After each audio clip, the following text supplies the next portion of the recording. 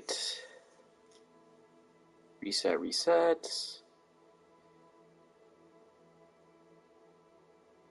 Come on, where is my stream? Where's all my stream stuff? For those who are tuning in, hello, my name is Babs of the former Chamber of the Wraith, now Babs' Bungalow. Trying very hard to I need all new to me. Where is friggin... Come on. Yeah, man! Give me my stream. I apologize for me ranting at technology at the minute. But, I mean, yeah. I want to get into my stream so I can check my audio, because apparently that's the only way for me to do that. Trust me, I know, it's stupid. But, come on. Subscriptions. Yeah, okay, we got a new Mad Max movie coming out, I know. This is ridiculous. Usually you would have shown my stream by now. Did you have to notice the recent DLC with Tarbosaurus and Utahraptor? I bought it. That's part of what the stream is for, which is why me, Babs of Babs' Bungalow, is very confused. I'm just saying that because pretty soon I'm just going to have to hop. I am just going to have to hop in and do this and trust that I don't miss anything. Or that I'm missing any audio. Actually, since I have somebody in the chat, can you hear me okay?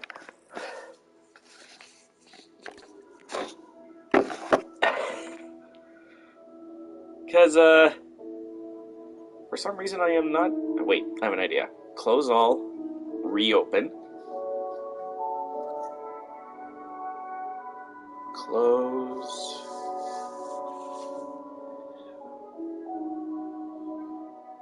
Trending. New to me.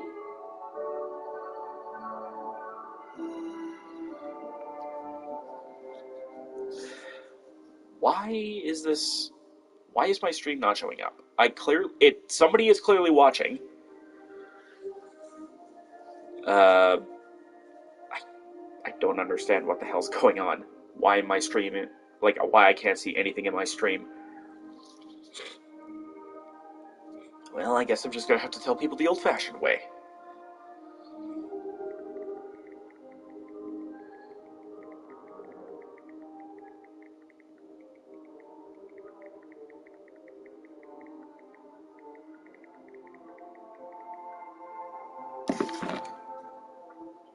Alright, well, I'm just gonna press on. I'm just gonna soldier on, because there was a couple people I hoped would get in, but we should at the very least try to do this stream.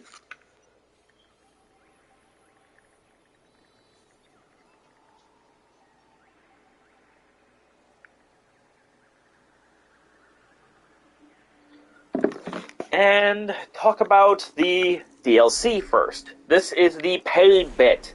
This is the bit that, for me, costs $12, because I'm Canadian. The Canadian dollar sucks, guys. Trust me. Kind of wish we could get in on the Sony thing, but we can't. So here's the first creature. Here is the first creature that we have for the DLC. This is Concavinator. Concavinator. This is a Spanish relative of dinosaurs like Carcharodontosaurus and Giganotosaurus. But as you can see, is not only considerably smaller and has quills, but kind of has a big ol' hump sticking out of its back. Which is, you know, one of the best things, I think, about Concavinator, because, I mean, who in a million years was expecting an animal to have a bar graph for a display feature? Please tell me I'm not the only one who's used like a line graph in that animal's spine.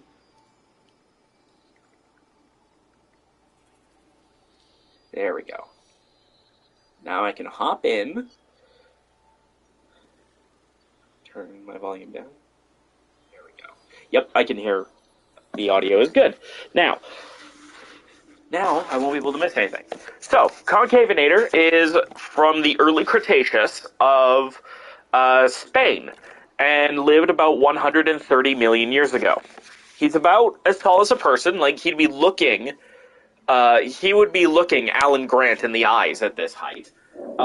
Weighs about a ton and a half, I think. So this is actually a relatively small animal, but it has some gargantuan relatives in, the Carcharodontosaurus and the Giganotosaurus.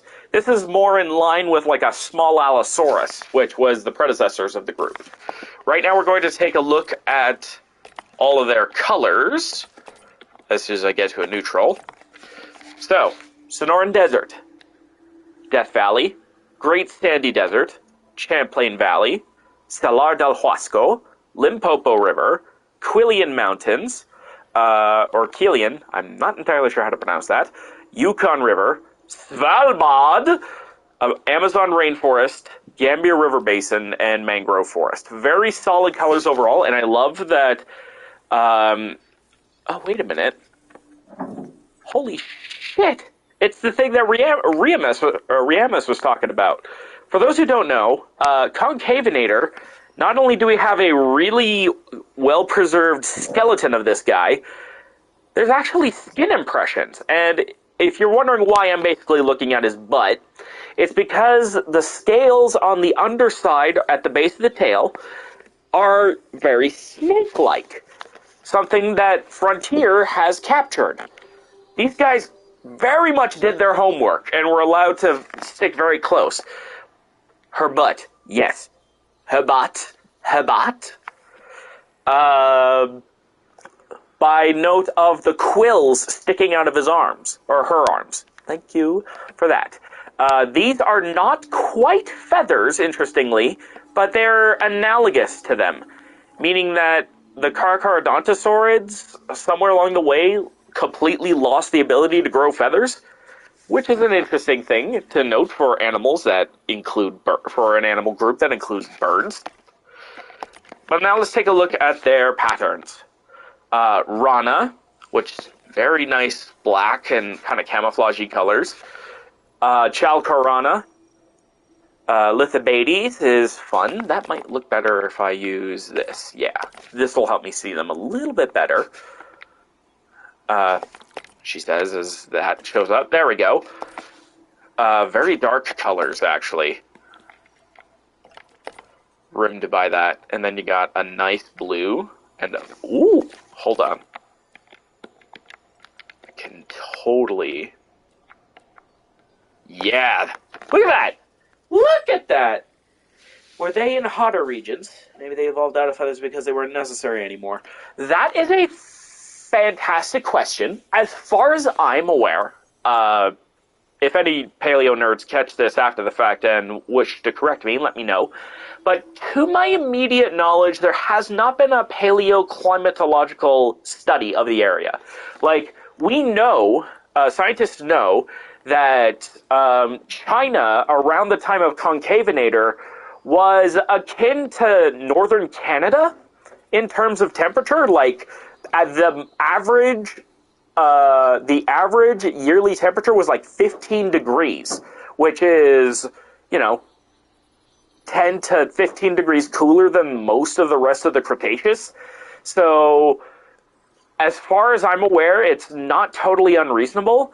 But another thing to consider is that it seems to have just been a thing across the Carnosaur group. That's the Allosauroids, the Carcharodontosauroids,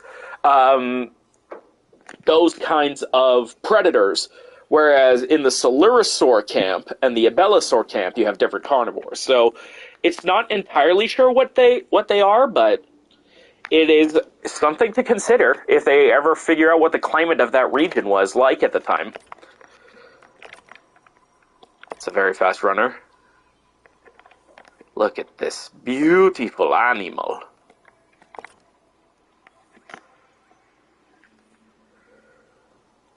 Crazy to see this that this animal made it into a Jurassic World game. I mean, it didn't. It is technically okay. I've heard differing theories on this, but was the Concavenator in Fallen Kingdom, in the display area, was that taxidermied or was that a statue?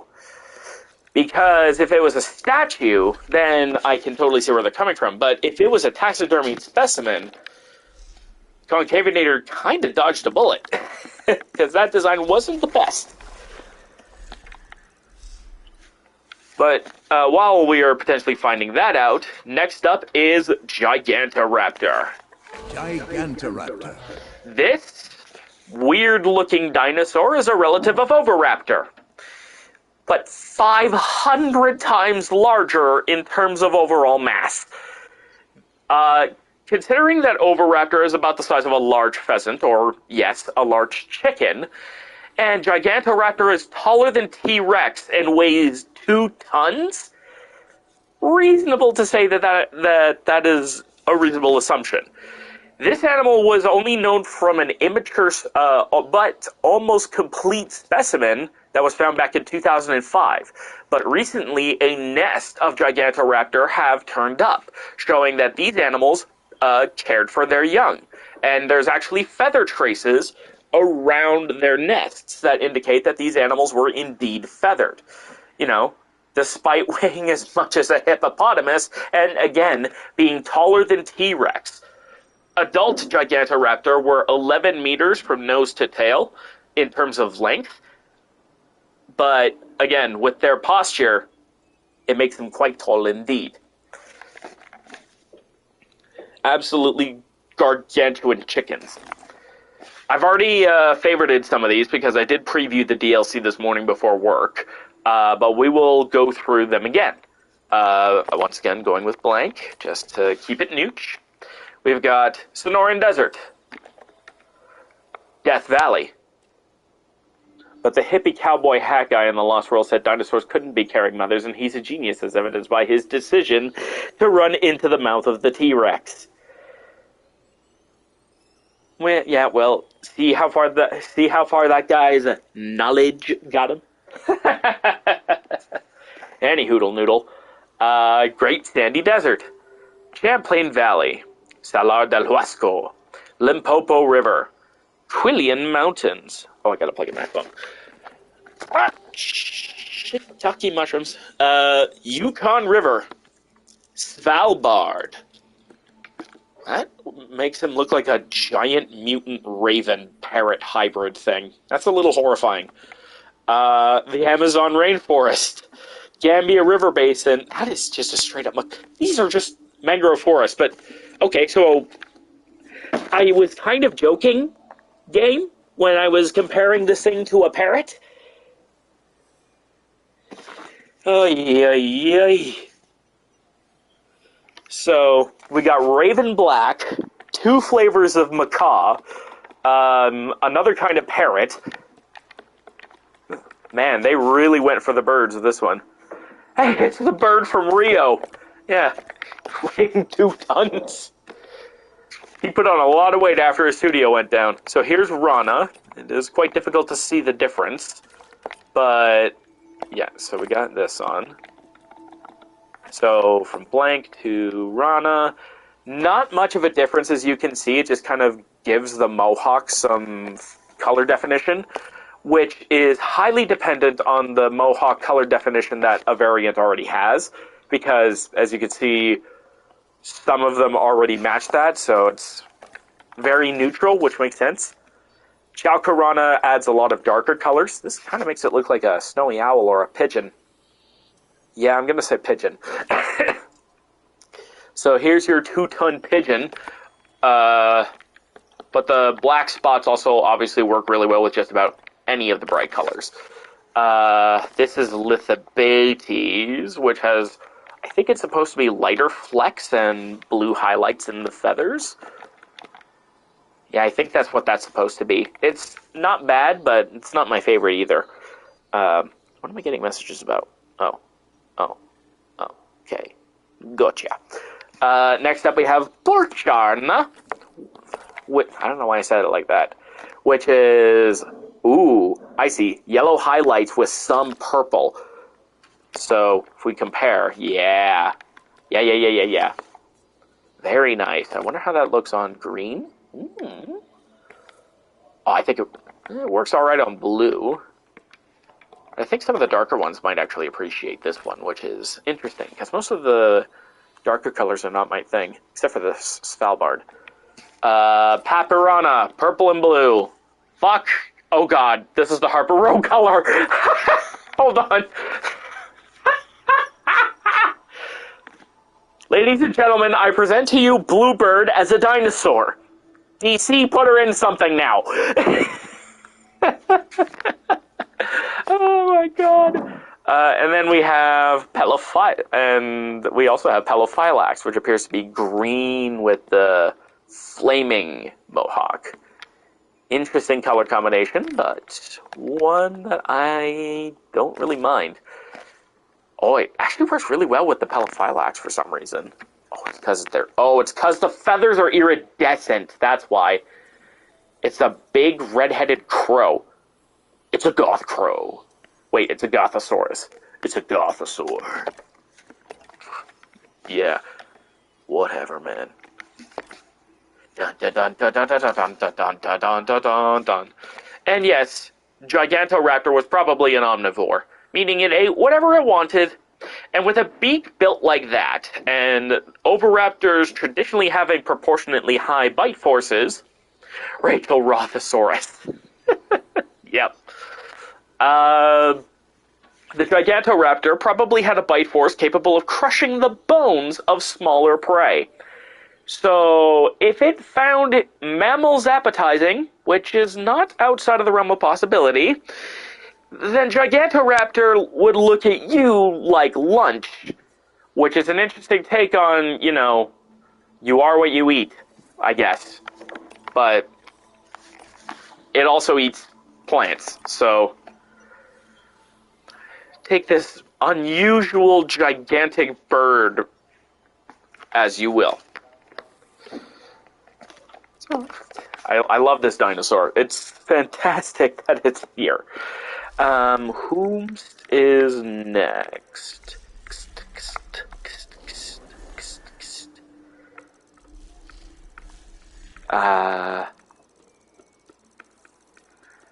There it is. Tarbosaurus. Tarbosaurus. So, this is the most controversial dinosaur in the pack, believe it or not, because of the fact that Frontier was made to use the movie design, or rather the Camp Cretaceous Hidden Adventure design, because it was a prominent antagonist in that. Now, a lot of people liked it. I thought it was okay. But now that we have the model in the flesh, because they, had access to the DreamWorks model to build this thing, holy crap, they made this boy thick. And when I say thick, I mean way thicker than it should be.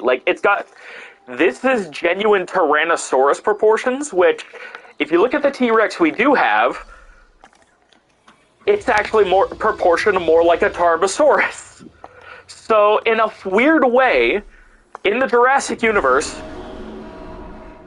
these two predators had the opposite form of their accurate counterparts in terms of overall body shape. The head is also... the spikes are a little much too, but that's just a personal thing.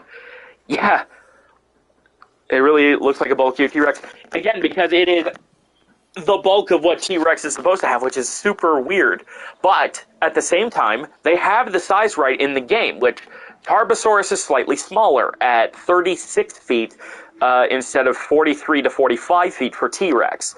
So this is bulkier. So they made a short-stacked Tarbosaurus and a lean, mean, Rexy machine. You'll love to see it. But your fun fact about Tarbosaurus is, this thing was a specialist sauropod hunter. Its lean body and a powerful and a jaw that is more designed because of what is supposed to be its narrower shape, allowed it to grab onto prey and hold on without letting go.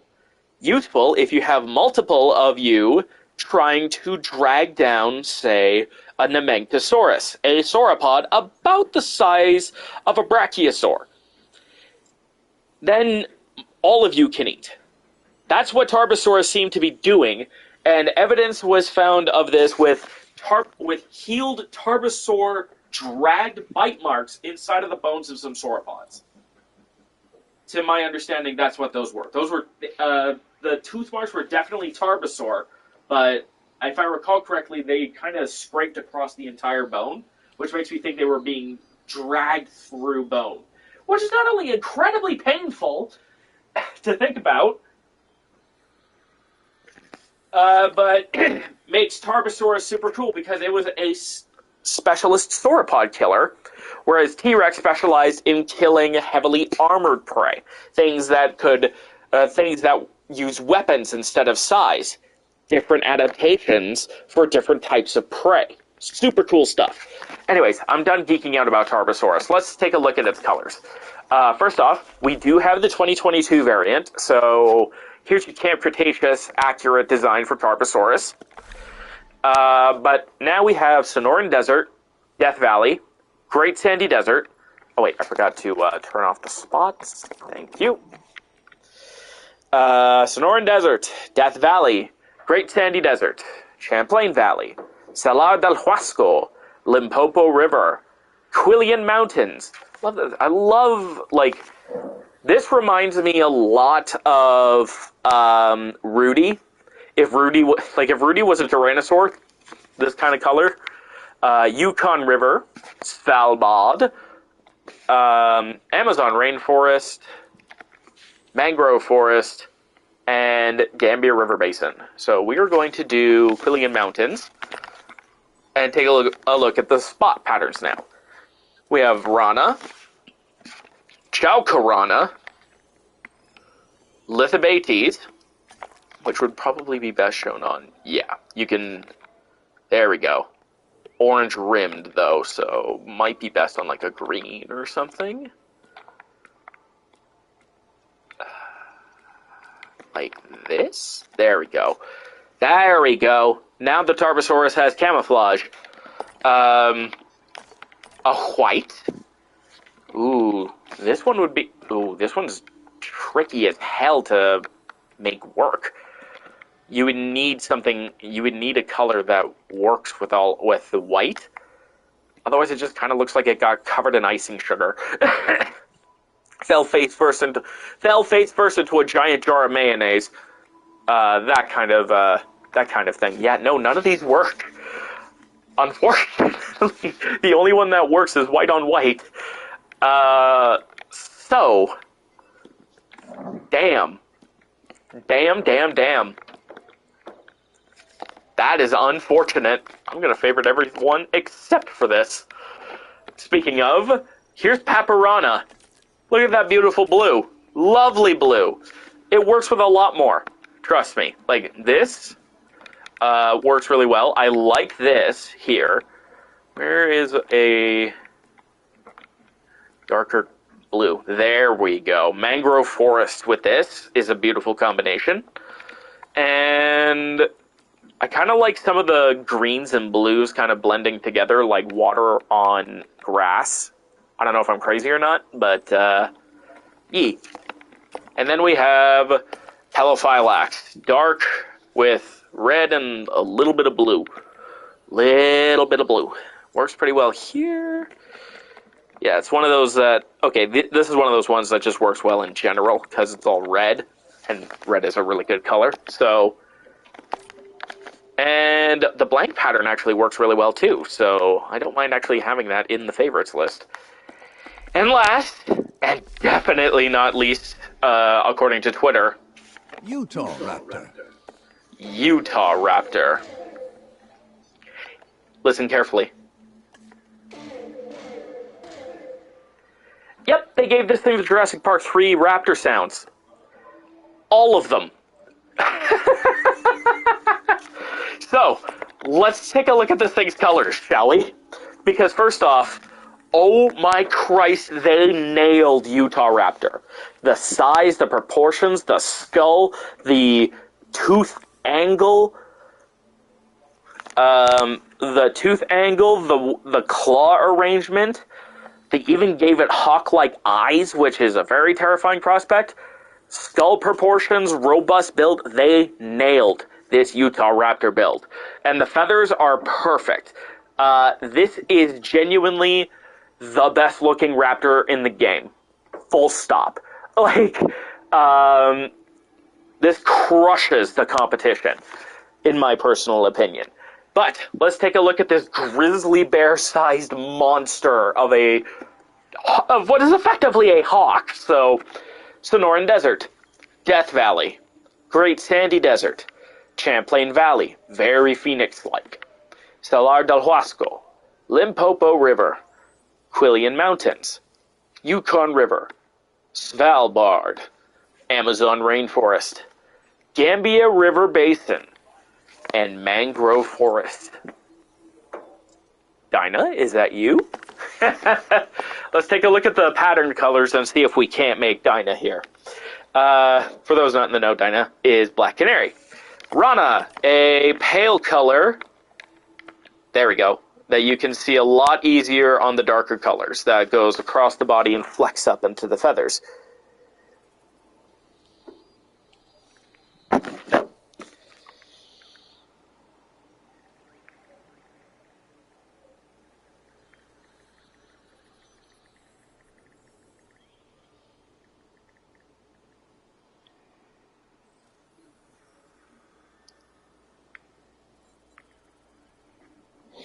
There we go. So, that's Rana. Then we have Chalco Rana, which makes it yellowish, but makes the flecks dark blue, shiny iridescent to purple. So, what's that? Oh, wow. That wasn't black. That was... Whoa. I see how that works now. There's a yellow base layer, and then the sheen... Oh.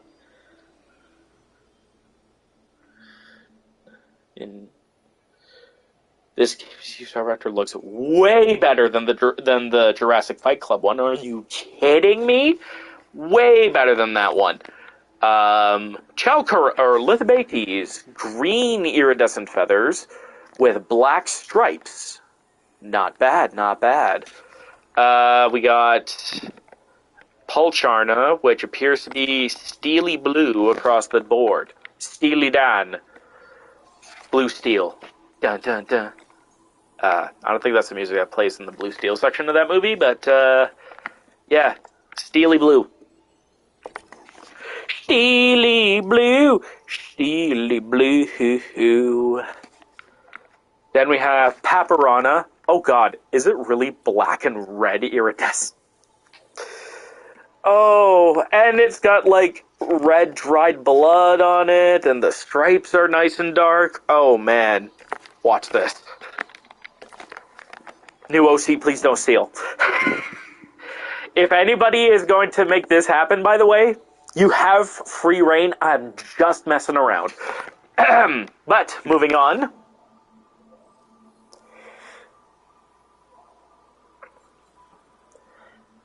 So, let's see what we're wrapping up with. Ooh, purple stripes with a brilliant blue. I wonder. I mean, that's a good start. Death Valley works pretty good. Whoa. Warmer, warmer. Oh. There it is. There it is. I know it's not Black Canary, but, I mean, this color scheme, though. Imagine this. Imagine this chasing someone in a movie. Look at this beautifully terrifying monstrosity of a beautiful baby dinosaur boy. Girl. However it turns out to be. Utah Raptor.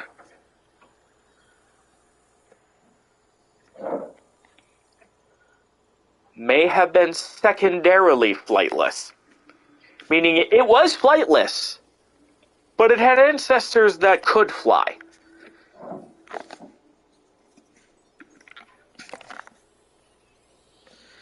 This stocky, robust animal was an ambush predator. It wasn't chasing after food. Oh! Sleepy baby. Sleepy baby. Anywho, yeah, this guy wasn't like chasing prey in long chases. This thing was ambushing prey from forest and using its brute strength and terrifyingly efficient raptor prey restraint technique to take down prey.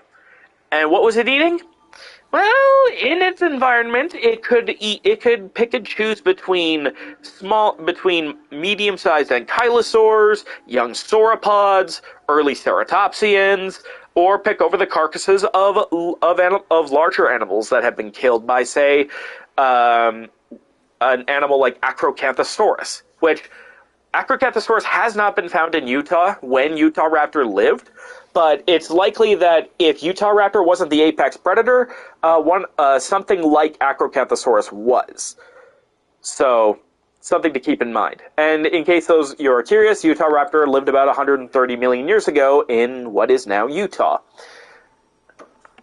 Tarbosaurus, I forgot to mention, lived 70 million years ago in Mongolia and China, making it a contemporary of Velociraptor.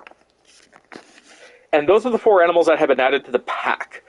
I freaking love this DLC. It is, the dinosaurs, save for Tarbosaurus, are ripped straight out of Paleoart. And even though the Tarbosaurus isn't, I personally like the design. The colors they picked, some of the patterns, some of the synergies among colors and patterns could have been done better, but could have been done better, I would think. But, I mean, at the very least, blank works across the board, and it's a Camp Cretaceous accurate design for Tarbosaurus, so I am not going to complain about why it looks like this. So, even if Tarbosaurus is my least favorite, I still like it. It definitely fits into the Jurassic scene, but Gigantoraptor, Concavenator, Utah Raptor, these guys blow Tarbosaurus out of the water in the fact that they're here and how crazy they look so far.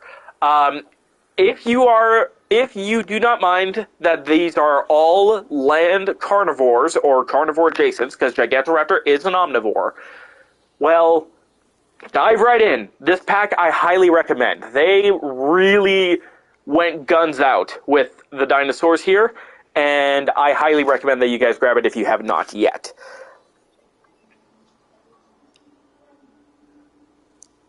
That's one thing they did get right. Weird for a terrible show. Yes, indeed. But that is not all that we're going to be talking about. We're going to be talking about Update 8. That is the update that this DLC comes with to kind of celebrate it. Remember, everything that relates to Update 8 that I'm going to talk about is absolutely free. You just have to update the game, and you will have all of this stuff. The dinosaurs are separate DLC, but the update will not only make it compatible for you to get it anytime down the road. You will also get all of these features absolutely 100% free. Starting from the species viewer, which actually got an improvement.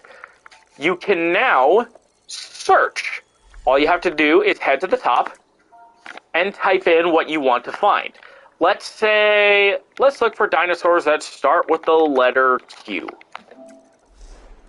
Well, we have Quetzalcoatlus and Changosaurus. Well, that was an easy way to find those 2 dinosaurs, so I can go in and maybe pick out some favorites. Let's say, for instance, when you back out of the profile, it looks like it just kicks you out automatically, but it puts you where they are in the overall. So it's not bad, but if there's a way to, like, quick go to the top or just quick search, I think that would be the one thing that this would need in order to make it awesome, to make this perfect. It has just one flaw, but a search feature does not hurt now that we have over 100 animals in this game. And another thing we get to talk about is, do you remember how some of the Dominion dinosaurs kids got color variants. For instance, the Giganotosaurus, one of Wretched Spew's favorite large dinosaurs. This big boy right here.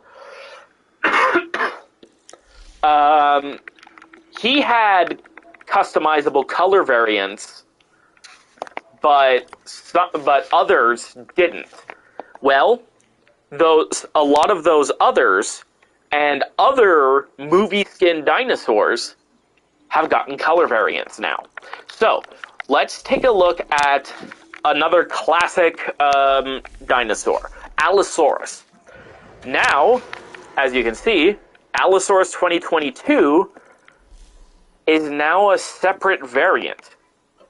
And I was wondering what would happen with that. It just becomes favorited and moved into that tab. Very cool. So we can actually affect it. So everybody gets this. Everybody gets these new variants 100% free. So even if you don't end up getting the DLC, you get skins for the dinosaurs, which by looking at the customization and the patterns, you could make some crazy different variants for you to have show up in the park. Like, I don't know, this one kind of looks pretty dope. Do you know what I mean? Other animals that do this are Dimorphodon 2022, so the Dominion variant of Dimorphodon. The Jurassic Park 3 Pteranodon, the Jurassic Park 3 Brachiosaurus, ooh, that's exciting, and the 1997 Stegosaurus, so the Lost World Stegs, which if I go to the Brachiosaurus now, because Brachiosaurus 2001 now has variants, I can use this as an even more effective cheat for Giraffatitan, because Giraffatitan's not in the game, but for a long time, Giraffatitan and Brachiosaurus were seen as synonymous with each other. So, what fun would it be to have different patterns for what could be Giraffatitan in with the Kentrosaur exhibits? I know, I'm a huge fucking dino nerd. I apologize for nothing.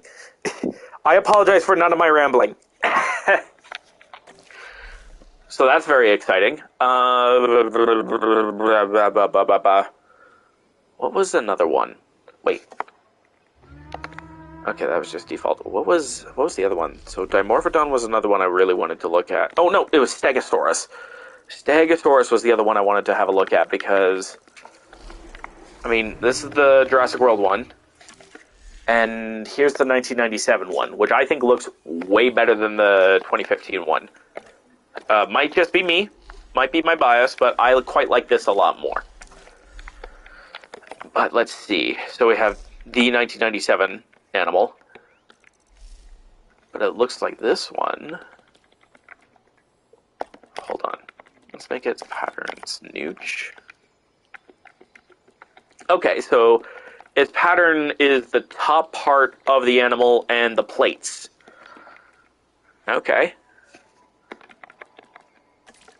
And then we have the stripes and other parts of the plates colored in. Ooh.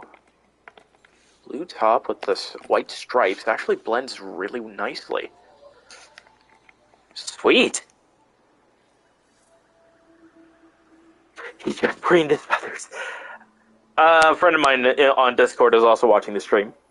Yes, he did preen his feathers. But yeah, this is super cool. I love that at the very least, everybody gets skins. If they don't get the dinosaurs, that's fine, because the older skins come with skins now. Species unlock shuffling we're not going to be dealing with, but it's a new setting that you can use to partially randomize the order in which species can be unlocked on the tech tree for custom challenge and sandbox mode. So if you're playing with the ability to unlock, if you're playing with the ability to unlock animals mandatory, so like if you're playing kind of like a custom challenge on whatever map you want, now you can shuffle what animals get unlocked to a degree. It looks like you're not shuffling entirely, probably so that you don't get completely screwed over, so that when you're like, when you have everything built and you're ready to go add the dinosaurs, and the only options you have are worth millions of dollars. Right? So that way, at the very least, you'll have you'll have it easy to start dinosaurs, then the more complicated dinosaurs as you move up. But what those are gets shuffled. Pack chase behavior. If a same species hunter goes after their prey, these following dinosaurs will chase that prey alongside. Eutyrannus, Australovenator, Concavinator, Cryolophosaurus, Herrerasaurus, Monolophosaurus, Utahraptor, and Troodon.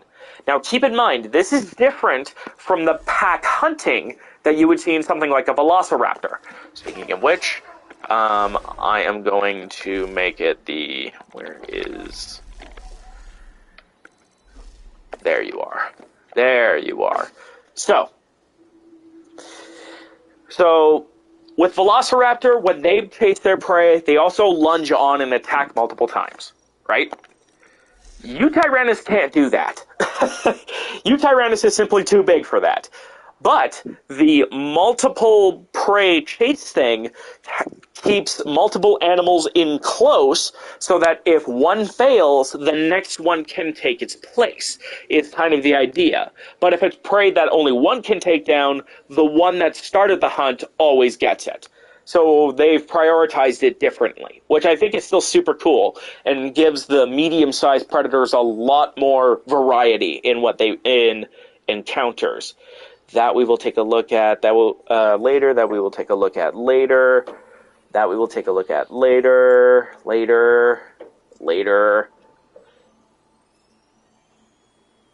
Later.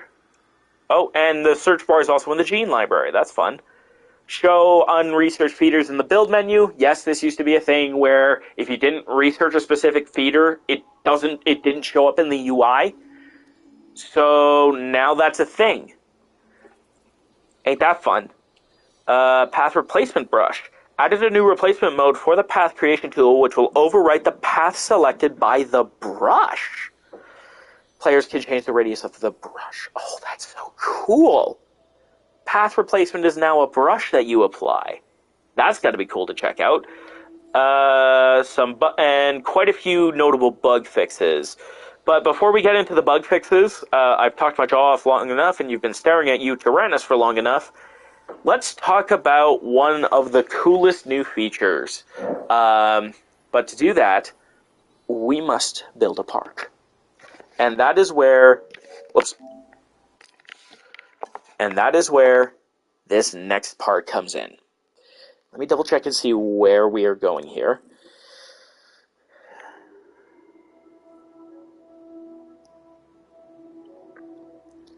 Alright, so let's go to sandbox mode to build a new park. And we're going to use San Diego. Now a lot of parks actually have something brand new to them. Something that they haven't had until now. You now have the pre-built layouts. So you can effectively, if you want to 100% do the challenge mode map of San Diego 1-to-1, but completely free reign, that's an option. If you're feeling lazy or just need to make a quick park build, that's another option. Pre-built layouts exist for several parks now. And we're going to be using the pre-built layout for the San Diego challenge because I wanna. And this is a great way to show off this update because the new map stuff is key to this. Also, why were you not charging this whole time, telephone? Ugh. Excuse me while I do the thing. Charging? Thank you. So I'm going to quickly switch over to here, Just need to see if there was anything in the sandbox mode itself that I need to look for. I don't think so. Yeah, I don't think so. So, we could just hop on in now.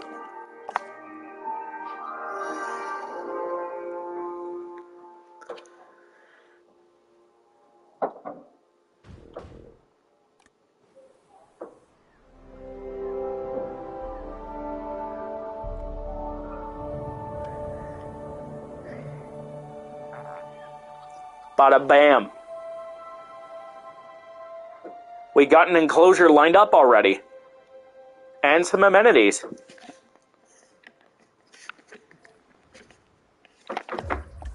Look at that. This is pre-built for us. So now we don't even have to worry about anything at all. But here's the thing. I do not like that. I do not like random ass power generators. So here's what I'm going to do instead. I'm just going to build one of these. Oh, this will be a great opportunity. This will be a great opportunity. Boom. This will be a great opportunity for us. And yes, yes, yes. Okay. So, the only other thing I need to do now is this. Connect via this. And go. Now, while these are building, I'm going to check out the new replace mode. Okay. Oh, okay, this is very cool. So you have options. You can choose to either do the normal mode of path replacement, which is what I'm used to, obviously, and the new mode, which is a brush that you apply. Ooh, okay. Pretty intuitive. It's just a brush, and you can obviously drag it over areas that are not paths. So it's like city skylines. If you're talking about the path replacement mode, yes. I wonder if that works for the fencing too. No, it does not work like it do for the fencing. So we'll get rid of these because frankly they're useless eyesores. We'll do that. And let's start by building a hatchery over meow.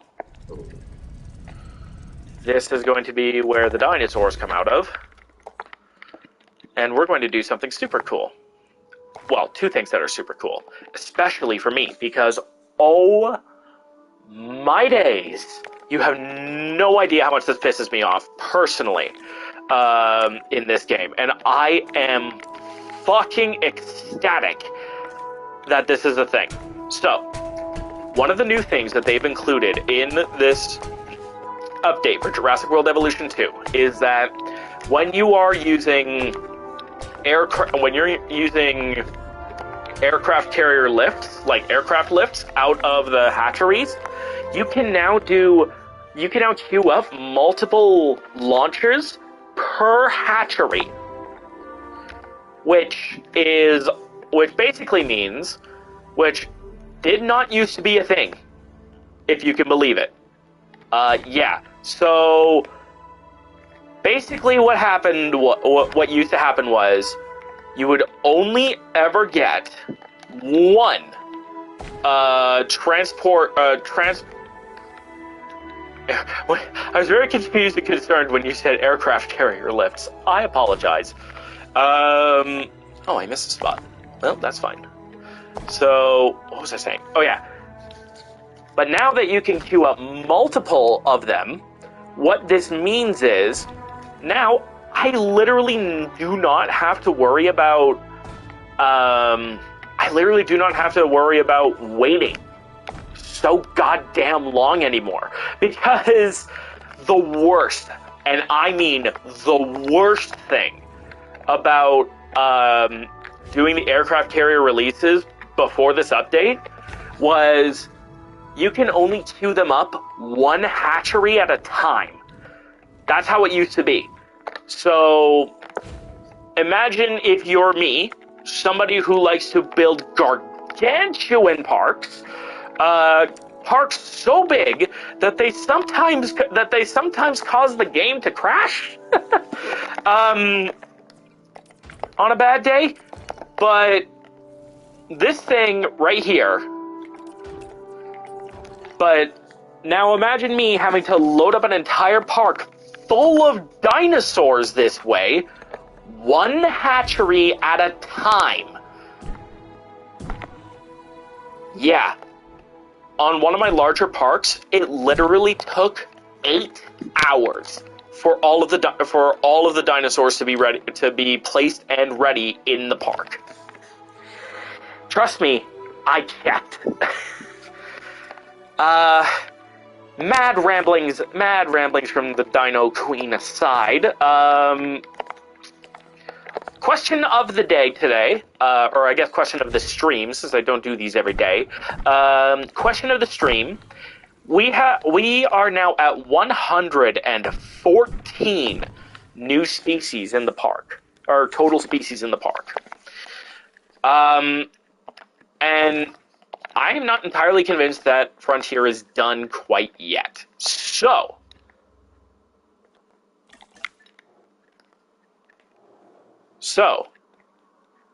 supposing that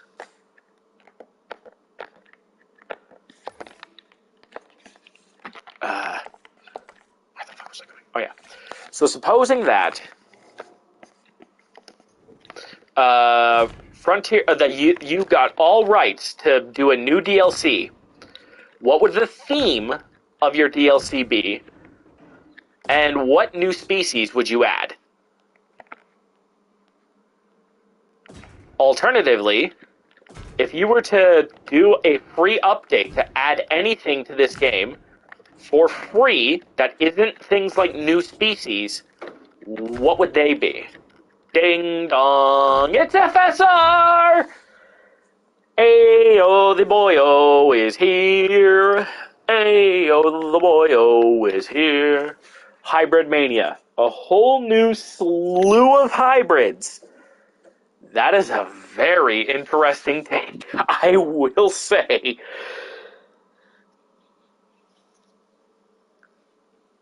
Now, okay. Define new hybrids. Like, are we talking like Stegoceratops that still hasn't had a canon appearance outside of the outside of the games?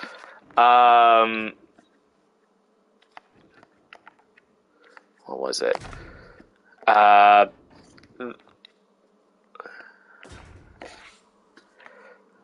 Like, I'm very curious to know what you would do for the hybrids.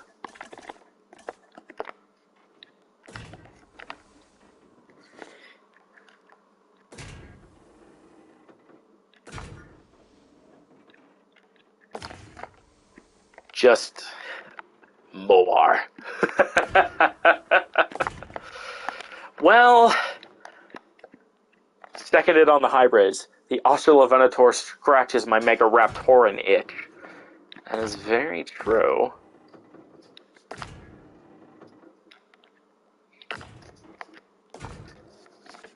Okay. If I'm not going to get an answer on exactly what hybrids, then I guess my question is, how many hybrids?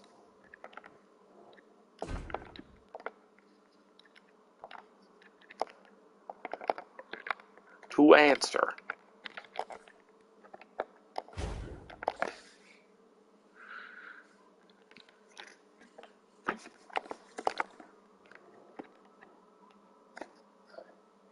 Yes, Stegoceratops plus others from the mobile game. Plus other ones. Okay. Plus some new ones. Ooh, so sounds like we're talking like a dozen?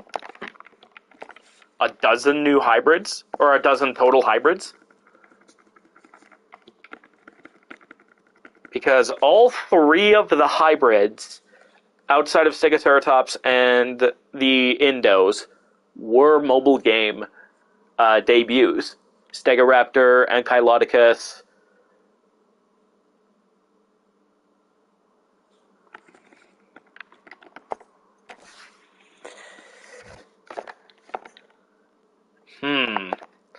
That could actually lead to a very interesting idea. Hybrid Legacy Pack, mainly the ones from Secrets of Dr. Wu.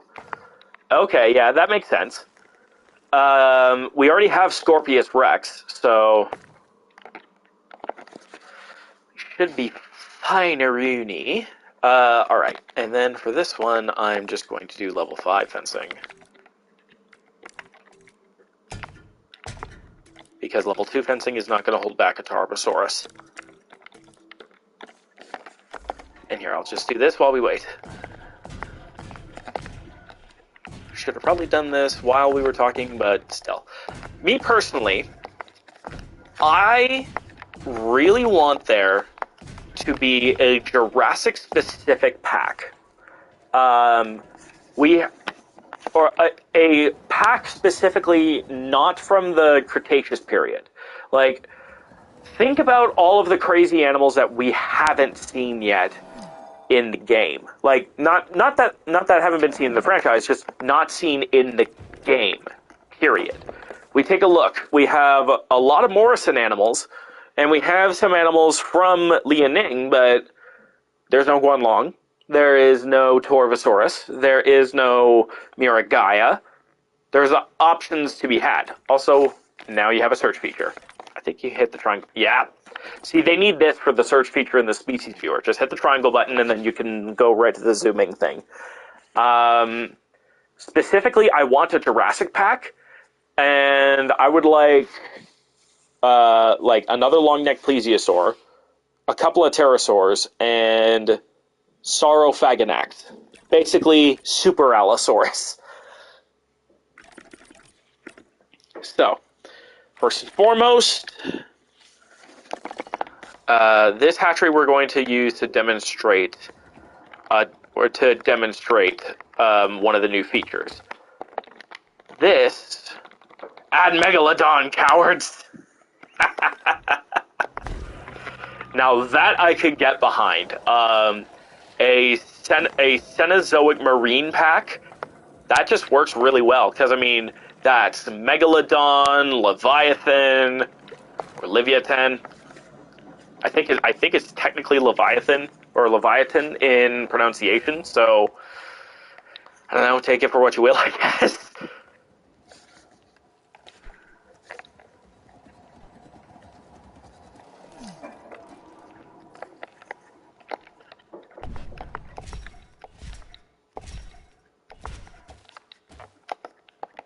The Sauropod expansion pack. Ooh. That expansion pack, right, better allow sauropods to fight off carnivores. Please! I am tired. What sauropods would you add? I'm curious. Because given that prompt, I have several ideas.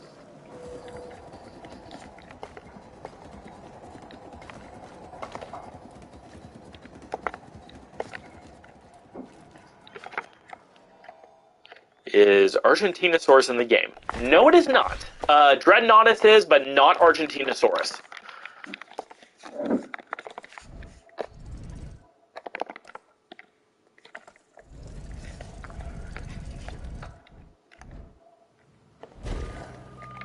So presumably Argentinosaurus. Titanosaur?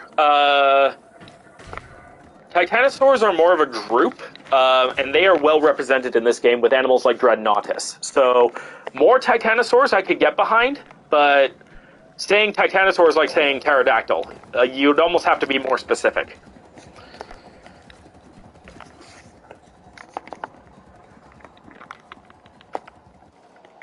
And we throw this in here.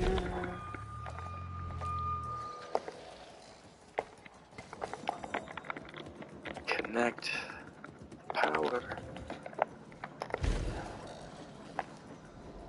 Connect. Then throw out your suggestions. Okay. My suggestions are actually quite quick. They are Bahatosaurus, Barosaurus, Supersaurus, and Shunnosaurus.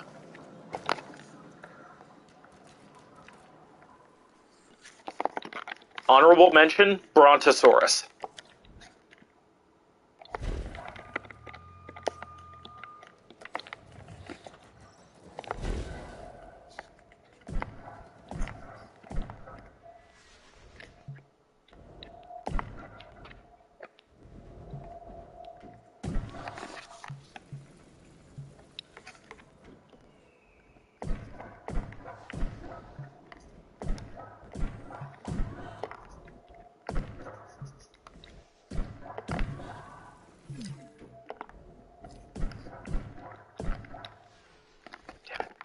Oh, that's fine, actually.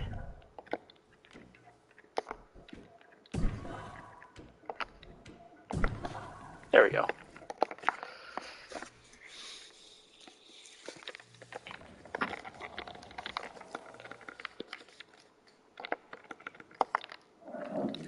Brontosaurus would make for actually a really good addition to a straight-up Jurassic pack. You bet Jurassic pack!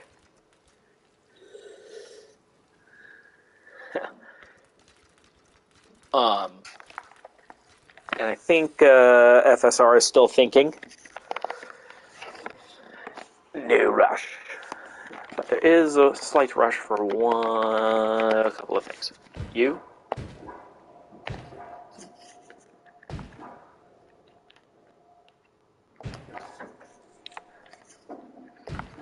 This would be really weird to do, but a 200th anniversary dinosaur pack. Because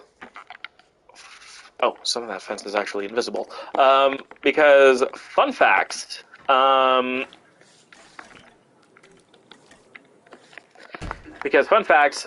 first dinosaur ever described, officially described, was Megalosaurus in 1822.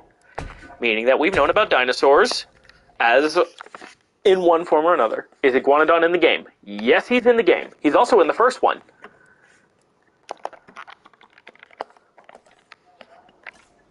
Iguanodon, Iguanodon, Iguanodon. Shiboopy, shiboopy, shiboopy, but you can win her yet.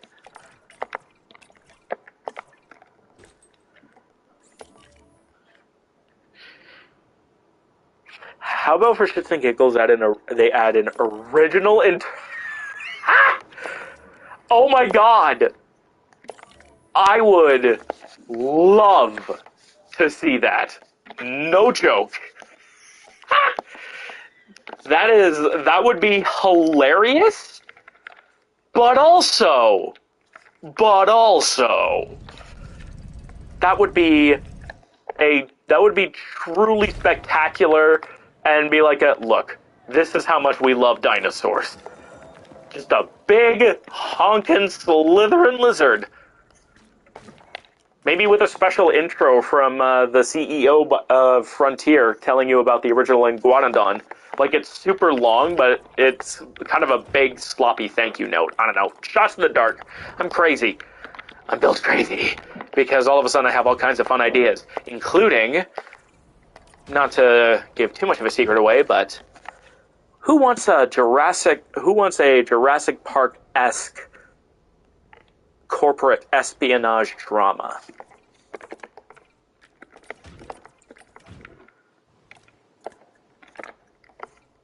Let's see, we'll do it this way, this way, this way, and then this way. I want a Jurassic Park workplace comedy like The Office. Where the cast regularly gets eaten and replaced. Just Carnoraptor, Amargaceratops, Pachycanthus. Whew.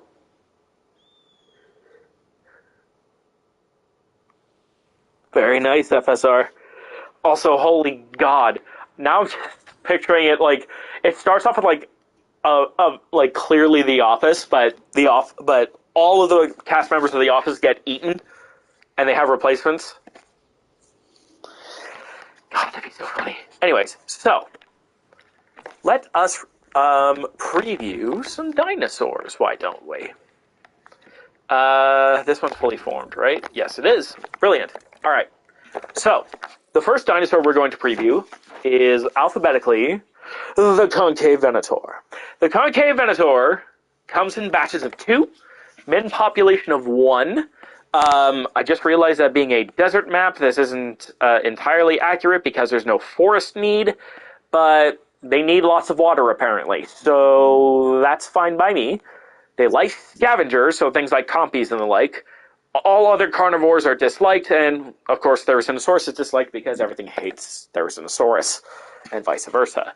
They come with a chance to be humble, but antisocial, meaning that if you have a humble one, if you have a humble one that happens to be antisocial, but you can only incubate one, you can actually take this one, and you would get the humble bonus without having to worry about the antisocial bonus, which just means that it reduces the environmental needs of all the dinosaurs in the territory. Okay, so it's only a slight modification. And then there's 5 modifications for it, so we're going to turn that off. And yes... Oh, that is valid AF, my dude. Oh, it's surprisingly tolerant, too, especially for a carnivore. But hey, maybe it's quite the progressive. Oh, and I almost forgot. We're going to randomize the colors.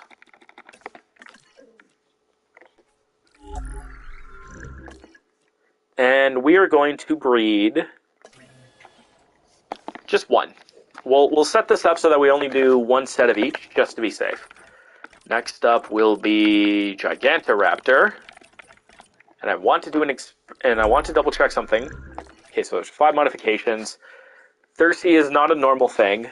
Social, short-lived. 404 appeal. Okay. Open space, ground, lots of ground leaf, lots of water. 0.3 on meat. It tolerates small carnivores, but not large or medium ones. And I know that Gigantoraptor and small carnivores do not fight each other at all. So in theory, you could have small carnivores with Gigantoraptor and it would work. But I'm also very curious to see what would happen if this guy was set up with a herbivore. Would it try to eat it? So that's going to be part of this experiment. Is seeing what would happen if we set this up with a herbivore. And the example I'm going to use is Dinochirus, one of my favorite dinosaurs of all time. And we're just going to favorite all of these because I don't want to worry about Baldy. Get rid of that, make that, do that. And let's see, min pop 2, and it releases 2 to 4. That's good to know. And our herbivore template is another one that can fight that has similar needs. Dinochirus, this big fluffy boy. One of my favorites, I already said, but still. And what was the other one? Resilient? Okay. Sauropod, Hadrosaurid. Tolerates small carnivores as well. That's really good to know. So, how about a quadruped Spinosaurus? That is an interesting idea, and I've heard a compelling fan theory that maybe one day they will add a dinosaur called Sigilmassasaurus, which is a very poorly understood animal of similar apparent build to Spinosaurus that may just be Spinosaurus itself, that has been found relatively recently. Now, in theory, Frontier could do a Sigilmassasaurus and make it quadrupedal, like that reconstruction of Spinosaurus, just in order to make things interesting.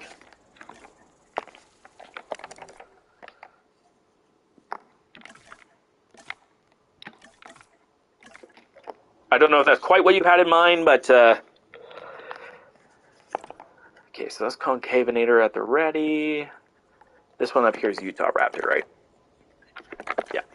So next up will be Utah Raptor. We're saving Tarbosaurus for the big paddock. There he is. If it works, it works. Where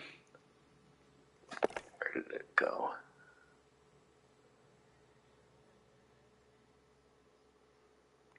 Yeah, so it likes scavengers, but it'll probably eat them, so that's a bit of a lie, but set that to random, turn that off. Fairly social, with a chance for a small appetite, low intolerant rating, and fairly high fitness rating. Not bad.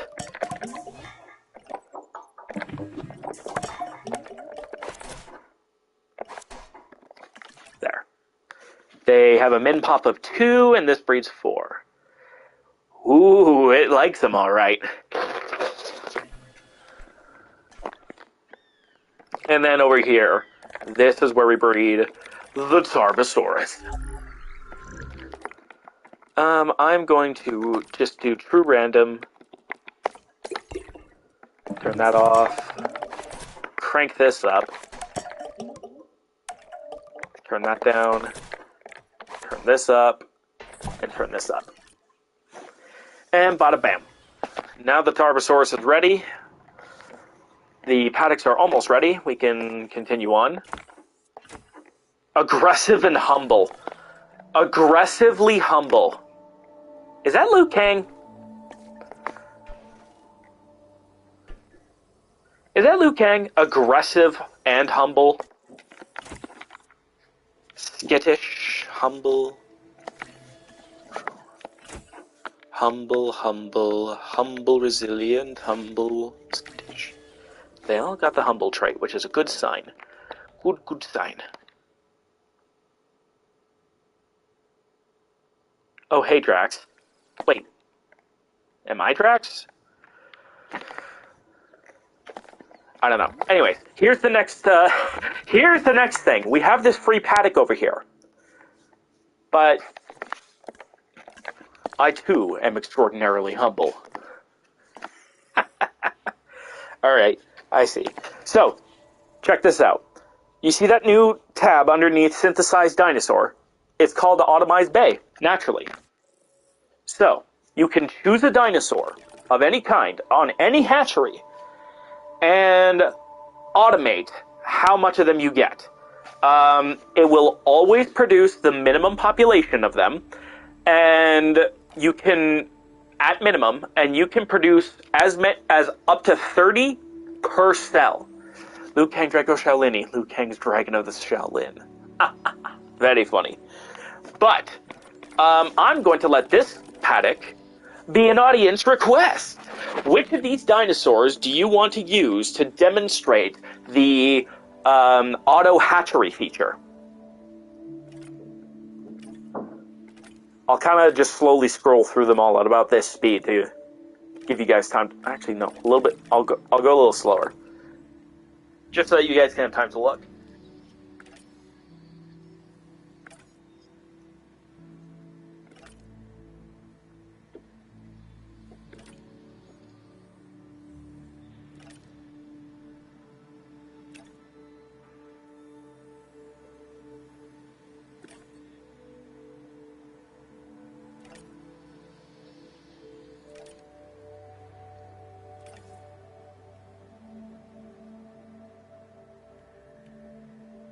Tobias says Australovenator.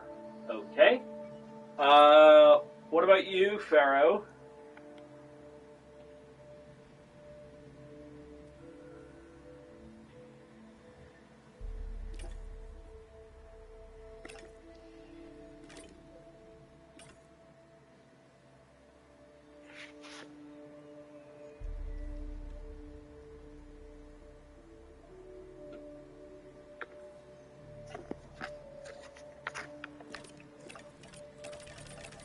Hey, the Pharaoh's not one. I was away. What? Oh, we were picking animals that we were going to use to demonstrate the automation feature. FSR already voted for the Australovenator. Is there another dinosaur you want to see use the automated feature, or would you rather be okay, or are you alright with the Australovenator? Gotta ask the question. Doody doody doody doo doo.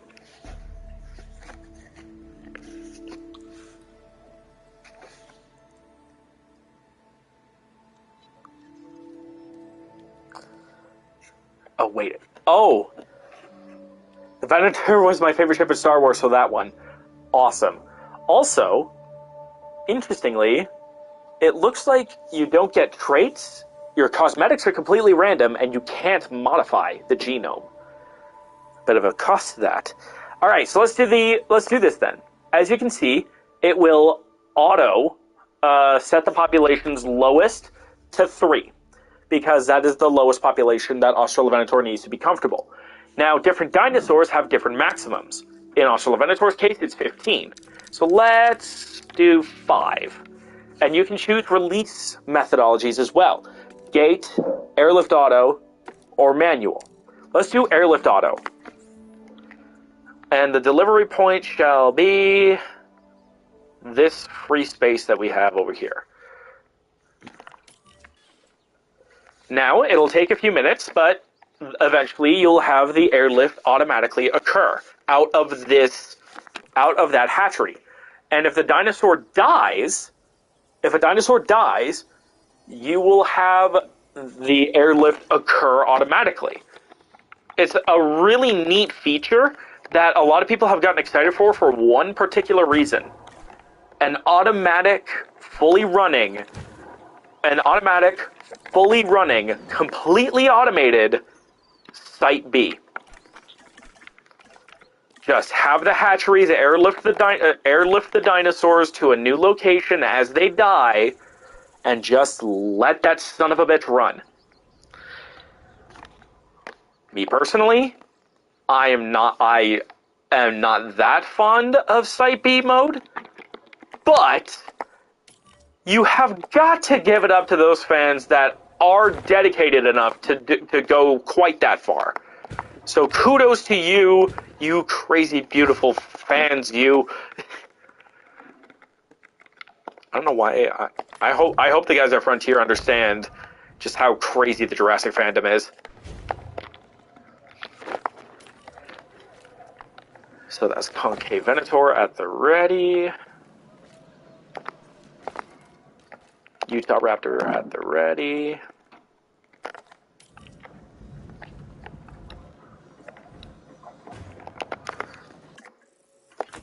Strong, aggressive, aggressive, social fit, strong, aggressive, small appetite.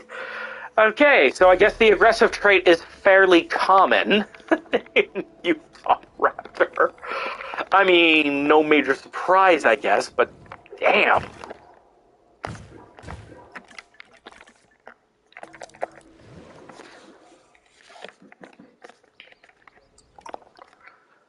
I like making an entire ecosystem, so yes, this pleases me.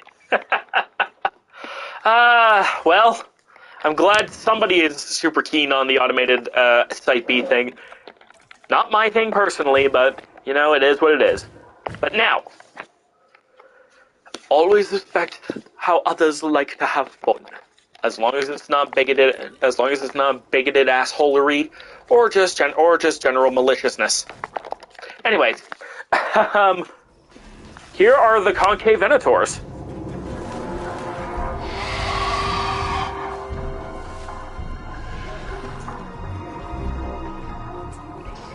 Hey, my name is Isaac Clement, and it's great to finally meet you. I hope you're ready, because the dinosaurs can't wait to meet you too. The Concavinator is quite literally a hunter with a hump. So please keep it sweet, because I really don't want to have to flee from this Spanish predator. Please keep it sweet.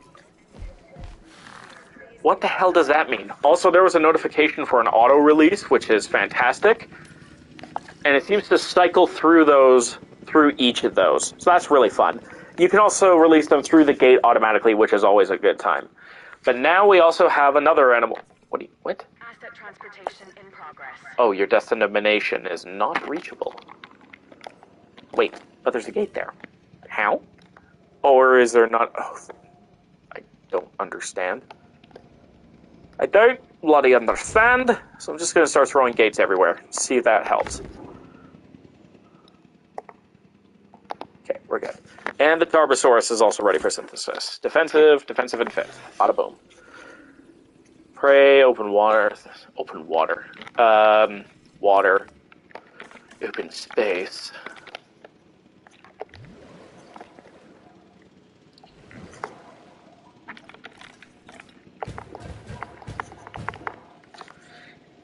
Has been delivered.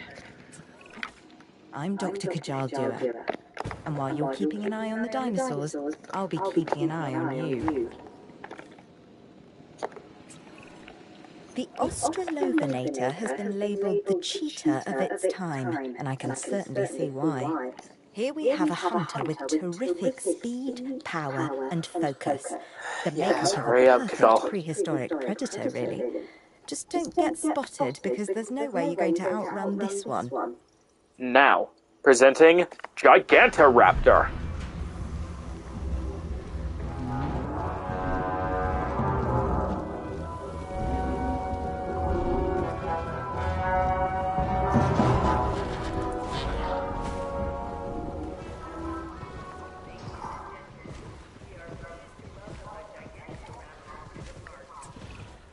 Nothing gets past me, especially I mistakes. love the Make sure you're paying attention to the sorry. details, or you'll be hearing from me. Who am I? Dr. Henry Wu. Do I want the dinosaurs to fight? No. But do they want to fight? For some, it is what they were born for, what they live for, and what they're willing to die for. That is a purity that few humans have. If things go wrong, we need men like George Lambert around. He's our security specialist. If there's an issue we should be concerned about, he'll know. I was pretty relieved when I found out the Gigantoraptor wasn't actually some kind of gigantic velociraptor. That would have been a recipe for disaster. What we have here is actually more like an oversized oviraptor. Okay, my phone is charged now, so hopefully, now that I'm on my bed, there is less reverb. I apologize. Real quick, we'll also release the Dino-Kyrus, because I'm very curious to see if these two will actually get along, or if there will be a fight on our hands. And if there is a fight, I won't stop it. Because I don't tend to show fights. But, yep, a giant chicken and a giant goose. Let's see what happens. Here we have the Dino-Kyrus.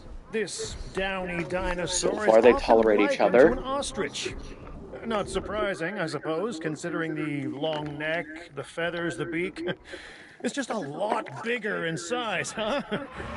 But if things go awry, something tells me this one doesn't need to bury its head in the sand. Transportation. Oh, we got a Gigantoraptor fight on our hands. Oh god, we literally have a gigantic cockfight on our hands.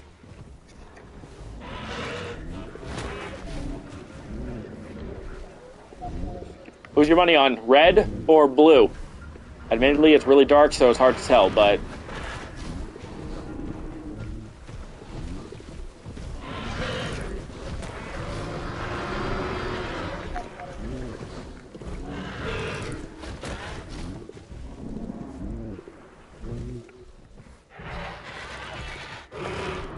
And we have a winner! Gigantoraptor 001. And blue wins. Yeah. Hold on. We'll make this quick.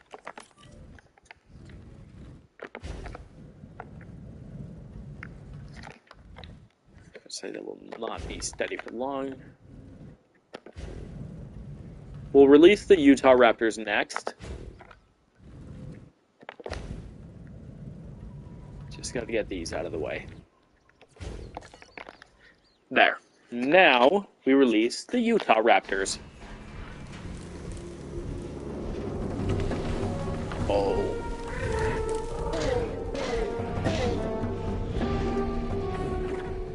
Let me know if there's any more reverb, but wow, what an intro theme. Aha! This one takes us back to prehistoric Utah. I definitely wouldn't want to meet this raptor out on a camping trip, would you, huh? Because if it's distant relatives or anything to go by, the Utah raptor will make a meal of anything it can get its claws on. Reverb is gone. Excellent. We are pleased to welcome an Australopithecus to the park. And there is indeed enough space for the Utahs. Beautiful. These guys just need friends. Tracked by Hatchery 1. I wonder if that means tracking is also automatic. Commencing asset transit.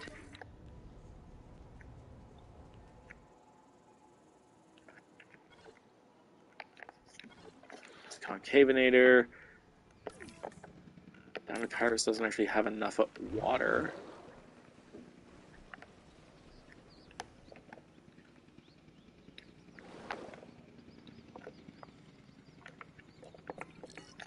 How about Gigantoraptor? Apparently it doesn't mind at all. Very wet. Excellent. So, now we release the last of our animals.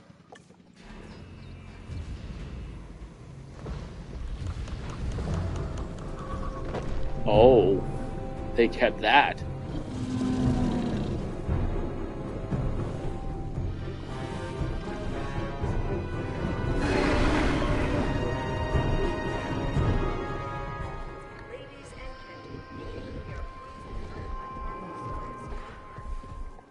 So, our friend here was clicking before it left the hatchery. Fun fact, it does that in the show, too.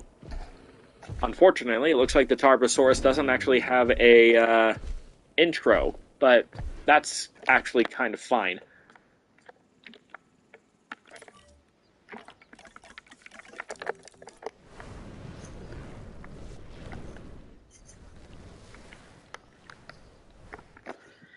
But there we go, that's all the new species. Now let's go back and take a look at updates. Other update shenanigans. Here we go. Alright, so, Jurassic Park Operation Genesis fans. Yes, I'm talking to you. There is now no reason to go back to Jurassic Park Operation Genesis unless you just want to. And why? Because there's new things. First and foremost... Uh-oh.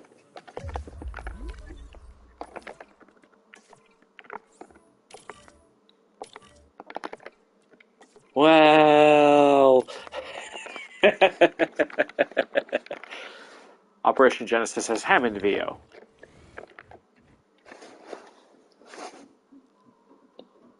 I mean, yes, it does have actual Hammond VO, but that is literally impossible. Unless you're wanting to do AI. Anyways, so garbage cans. Garbage cans are now a thing that you can just place. And garbage bins. And benches. And picnic tables. I actually don't recall if there were picnic tables in JPOG or not. There definitely weren't these, though. Sun loungers. And another bench. And also, remember, this came earlier for free, the John Hammond statue. So, we're off to a good start. Let's see. And a new banner. Not this one. Where did it go? Probably all the way down here. Yep. Jurassic World attraction banner, Lagoon. This is for all of the log. This is for the log, the dome, and the lagoon dome. So let's put these side by side for a second.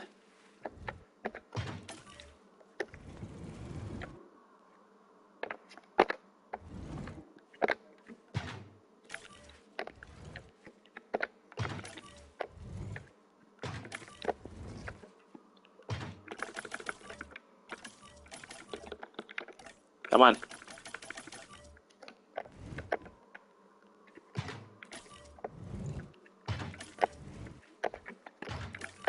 I guess this is going to be a lot of firsts, because now that we have a dinosaur that's loose... Just curious, do we know for absolute sure that Tarbo and Tyranno were completely distinct rather than tiger-lion type relation? Yes, we do, actually. Tarbosaurus is considerably narrower than T-Rex, for a start. Not only is it considerably narrower than T-Rex, it is also quite a bit smaller and has a differently designed skull, which has a different ecological feeding niche. Tarbosaurus specialized in hunting sauropods. T-Rex specialized in hunting smaller but more dangerous armored herbivores and large hadrosaurs. And we're going to watch Australovenator turn a guess into lunch. Look, if an opportunity presents itself for this sort of thing, I figured I might as well.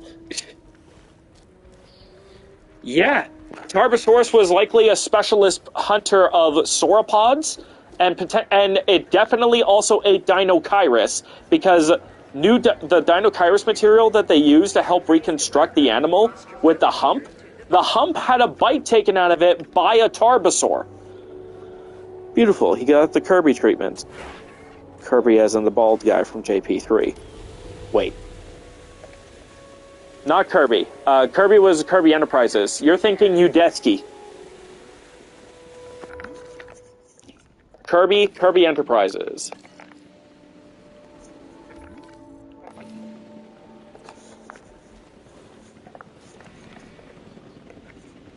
There we go. Yeah, your boy got Udesky'd. And we got a couple of plant pots, too, apparently. So let me see if I can find those.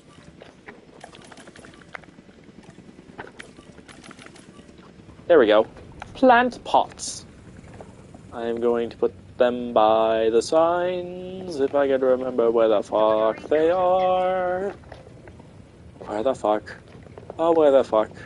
Oh, where the fuck did I put the signs? There they are.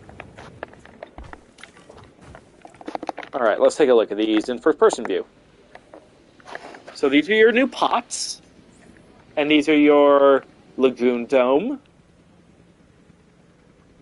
land dome, and log viewing gallery banners. Pre-built layouts we already talked about. Park teams, you can now pass through tour gates with manually controlling MVUs and Ranger team vehicles. I think they mean like the Jurassic Park, Jurassic World gates, because the regular-ass tour gates, they totally can.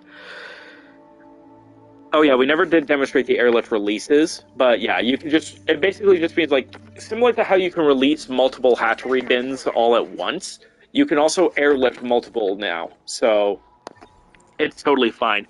Also, the Gigantoraptors and the Dinochirus are getting along. That is actually kind of dope.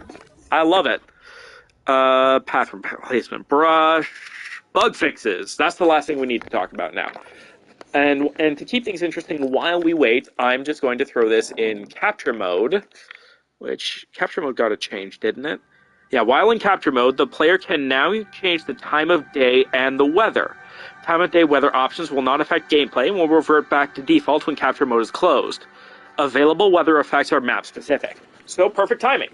So, this requires time to change, but you can choose the weather. So you can have default, dusk, midday, or nighttime, or dawn. So the time of day changes at a consistent basis. Let's do dusk. Yep. And the weather takes a second to kick in. We got overcast, light dust, dust storm. So let's do light dust. Hit play. Cinematic, long. Hide UI. There we go.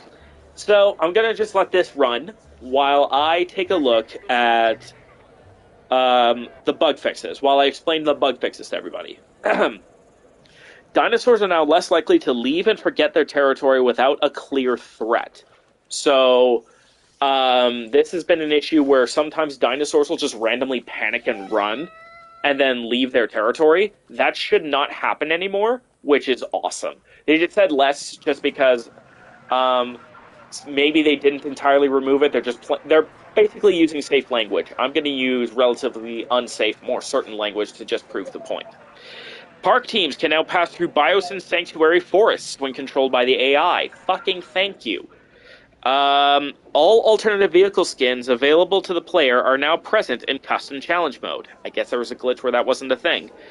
Adjusted custom challenge sabotage risk difficulty tooltip to clarify its functionality. Yes, hi Bootsikins. Don't bite me. Don't bite me. You wanted pets. Thank you. Players can now enable, disable the comfort characteristic and fussy trait appropriately in custom challenge and sandbox modes. Okay, that's something we can look at. Hold on. Sandbox settings. Dinosaurs. Dinosaur vehicle aggression.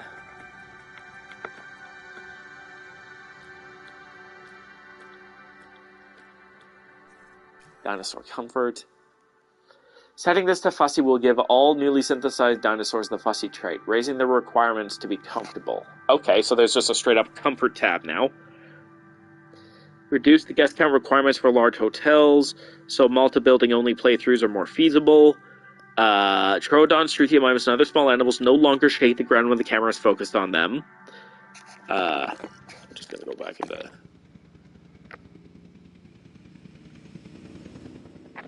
I did not put shelters down. Crap. Asset has been transported.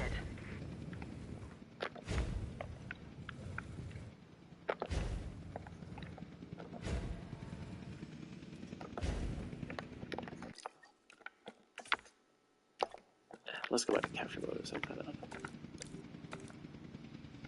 Overcast. There we go. There. Oh. Can you not do tracking shots with the thing on?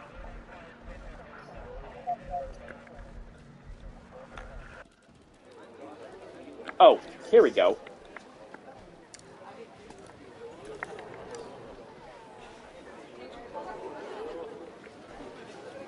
Overcast. There we go. Moving right along. Fixed an issue where transport helicopters would not deliver flying reptiles between aviaries. Added decoration foliage settings to custom challenge mode to enable or disable decorative foliage from all biomes. Lagoon sections can no longer be deleted while a marine reptile is being transported to that lagoon. I guess that's the thing. Dinosaurs are now quicker to eat from hunted prey in certain situations. Tuna will no longer obstruct the placement of decorations and buildings on the edge of lagoons. That is awesome. That is going to make lagoon placement a whole lot easier. Research contracts should no longer be offered in Sandbox when research is disabled. I've never seen that, but good to know. Fixed rare instances where the player was not able to sell the Carnotaurus in the Malta campaign. Never played it, don't really care to. Fixed storms not appearing on Biosyn Sanctuary sandbox levels. I did not know that was a thing. Single placement tree decorations now use the autumn variant in the autumn temperate square map. Nice. Dinosaurs will now prioritize eating and drinking over fleeing when these needs are critically low. Thank Christ! Thank Christ! Thank Christ! Thank Christ! Thank Christ! Thank Christ! Oh my God! Oh, thank you, Frontier, for this. For those who don't know, dinosaurs fleeing has caused a lot of trouble for people trying to build larger parks for a while, myself included. Why? Because larger exhibits tend to have more dinosaur AI. More dinosaur AI more likely to have trouble, say, fleeing from nothing, causing them to just randomly leave their territories that we noted in an earlier change. And sometimes small carnivores like Sinosauropteryx and Compsognathus will panic and just refuse to go try and eat or drink over their fear, even if there are no other dinosaurs in their paddock at all. So, yeah. I'm glad that they fixed this, if you couldn't tell. Dinosaur kills by poison now contribute to kill statistics. Good to know. And some miscellaneous fixes here or there. That is basically everything in this update. And remember, everything that I said that was update specific is... Oh, I see. So it does that because of the dust, and then it doesn't actually do it. Fantastic. Because it's got to reset. So anyhow, with this in mind, the only thing you'll have to pay for is Tarbosaurus, Gigantoraptor, Concavenator, and Utah Raptor in the DLC. The update stuff, everything that we've spent the last little while going over, completely and utterly 100% free. I'm going to save this here. I am actually out of blocks. Well, that's embarrassing. Let me purge a few things real quick. I'm gonna purge this. I'm gonna purge the last few parks because they were not working out. Holy Hannah I can purge, and JP I can purge. The Lost. I have 2 The Losts. I'm gonna delete the older one. Recovery, Project Regenesis, I'm going to delete. JP Nordic, I'm going to delete. JWD, I'm going to delete. RP Game, I'm going to keep. JPPC, I'm going to delete, because we have this. Random Trivia. Nugget, I just remembered. Smilodon was not a roaring big cat. Oh! It purrs? Smilodon purrs? That's kind of neat. Quiz, Hell's Aquarium, Triassic Park, JP Florida, Canadana. I'm just going to delete that one just to be safe. There we go.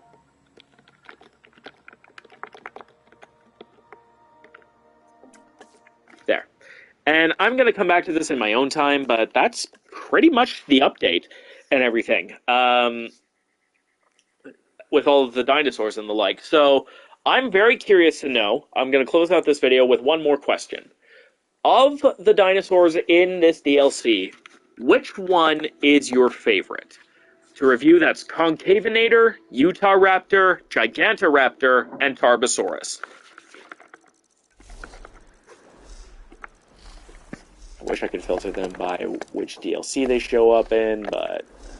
Well, they're all carnivores. They could all be found under carnivores, I guess, so that could make things a little bit easier.